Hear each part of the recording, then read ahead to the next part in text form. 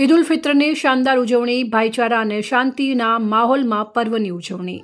પવિત્ર રમઝાન માસની પૂર્ણાહુતિ અને સવ્વાલના ચાંદના દીદાર થતાની સાથે જ મચાસરા ગામમાં ઈદ ઉલ ફિત્રના પર્વની હર્ષોલ્લાસ સાથે ઉજવણી કરવામાં આવી.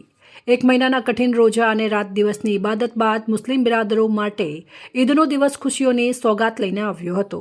વહેલી સવારથી સમગ્ર પંથકમાં ભક્તિમય અને ઉત્સાહભર્યું વાતાવરણ જોવા મળ્યું, જ્યાં પરંપરાગત શ્રદ્ધા સાથે આ પર્વને ઉજવવામાં આવ્યો. આમોદ તાલુકાના મચાસરા ગામમાં વહેલી સવારે મસ્જિદોમાં ઈદની વિશેષ નમાઝ અદા કરવા માટે મુસ્લિમ બિરાદરો ઉમટી પડ્યા હતા. આ વેળાએ માનવતા, શાંતિ અને પરસ્પર પ્રેમનો સંદેશ આપવામાં આવ્યો.